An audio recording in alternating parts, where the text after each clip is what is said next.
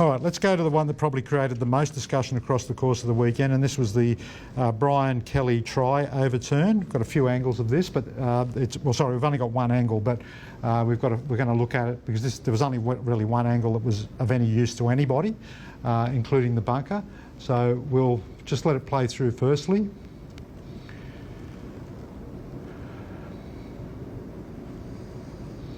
And then we've got a closer version of that, so we've kind of tried to zoom in to make it as clear as possible. But let me just talk you through this. So obviously Brian Kelly is desperately trying to get to the line, as he would be, as you would expect him to. Desperate defence trying to prevent him from scoring. You can see at this point the ball, he has his hand on the top of the ball, he has the ball sitting on his upper arm. He's at this stage trying to get it to the line. So there's a knight's hand that makes contact with the ball. Now, whether you want to call it a strip or whether you want to call it contact in the course of the tackle to try and prevent a try is open to debate. But what isn't open to debate is that once that hand hits the ball, you can see from the position where the ball is literally sitting on the bicep with the hand on top, in just a couple of frames that ball drops very quickly. It drops there. So at this point it's no longer on his bicep. It's now on the ground after making contact with the Newcastle hand, and then Brian Kelly ultimately gets his hand back on the ball, or you can see Brian Kelly's hand on the ball. So I understand the emotion around this for clubs, I really do, you know, but no amount of emotion is going to turn what's not a try into a try. These things get examined minutely, and they have to be examined minutely because that's how everyone else examines the game. The media examine the game minutely. Coaches from other teams examine the game minutely. They're all looking for minute differences between what may have been a try or what may have not been a try. Now, the bunker has to make a ruling based on what the evidence they have in front of them. And they made a ruling on this that the ball was at one stage in his arm and on his arm, and in 1 or 2 frames after that the ball's on the ground. And then yes, he does get his hand back on the ball. We can see that. But this is, you know, for this to be called a howler or somehow that the Titans were you know, robbed of this decision. I mean, and I hate using that word because no one's out there trying to rob anybody.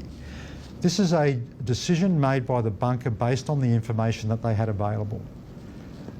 And there can only be 2 decisions, either try or no try. And if that had been awarded a try, there would have been an equal number of people saying he lost the ball. You can see the ball drops from his arm onto the ground. So again, you know, I just, I understand the emotion around it. I understand that teams want to win, but there are so many factors that played into the outcome of this game, as there is in every game. We just looked at one a moment ago with the penalty try. Whether the Titans win or lose the game is not reliant totally on one decision that people will have different views on. But this is not a case of a bunker howler, as some people like to call it. It's the bunker taking the information that they have available, examining that information and reaching a decision. And that's what we require the bunker to do. That's what the bunker does in every decision. And you will see countless examples throughout the course of the season where there'll be divided opinion about really tight decisions like this. It doesn't make it wrong. And it doesn't mean that the referees have somehow stuffed up. People can, you know, will always have their own opinion, and I'm never going to change the opinion of people who are looking at this from the Titans' perspective.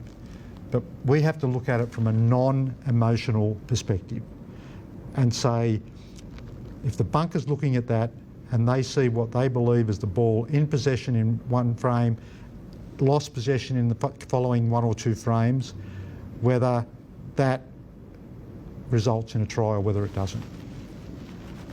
Any questions on that?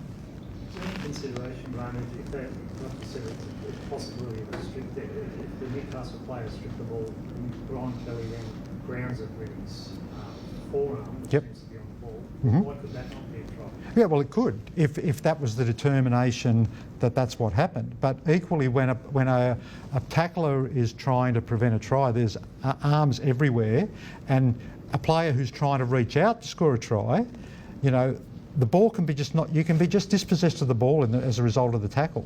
Now.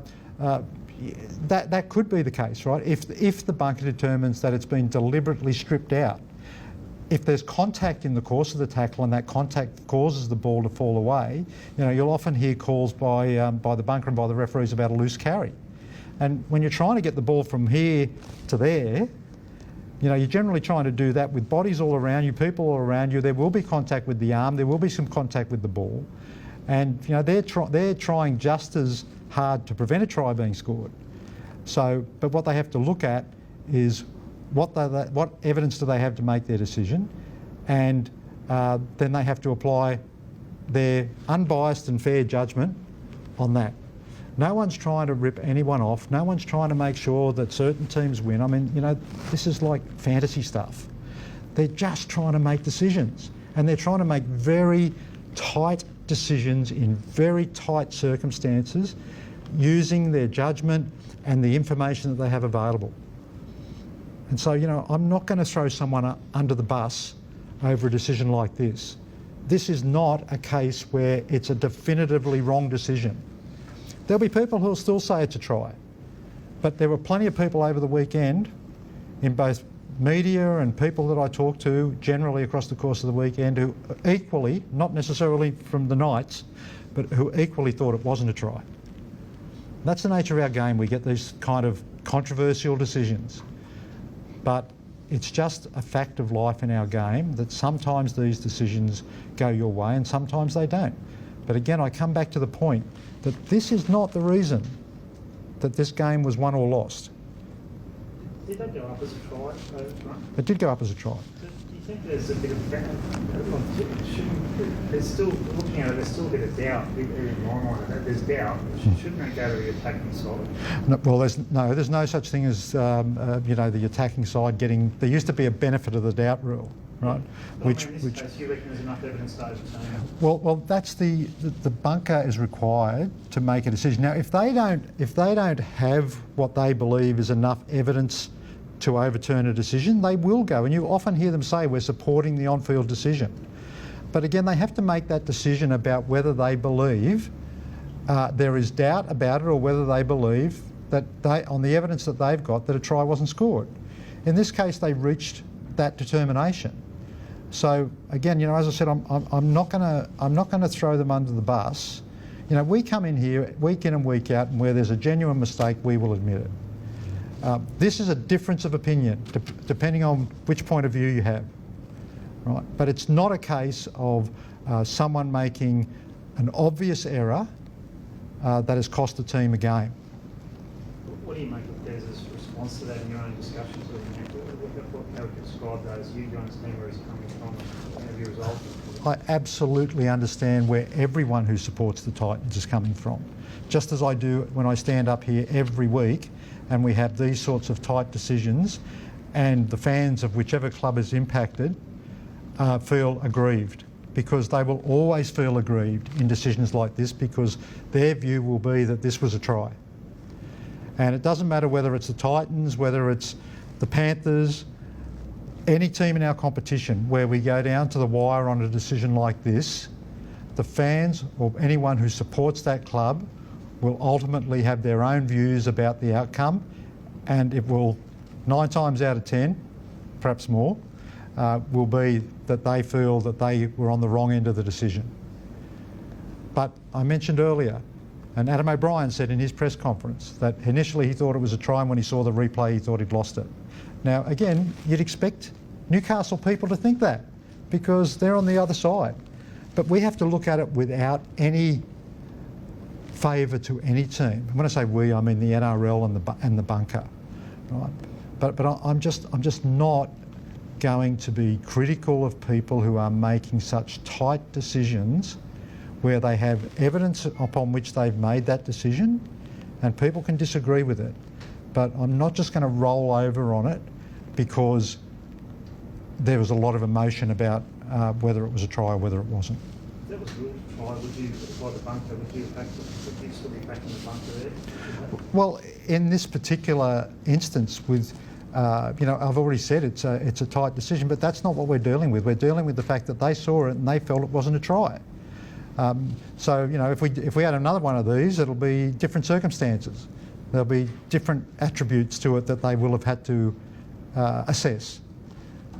But, you know, and I do genuinely, I spent 5 years at a club, ironically, the Titans, and I absolutely understand the emotion about it. And you'd expect people to be emotional about it because they're so invested in the outcome. But it doesn't mean that that view is always the right view. Is that the sooner should have got a call from the coach after a disappointing result? Look, I've got a lot of time for Des Hasler. He and I have a good relationship, and I've got no doubt that it will continue to be a good relationship. And I'm always happy to discuss issues.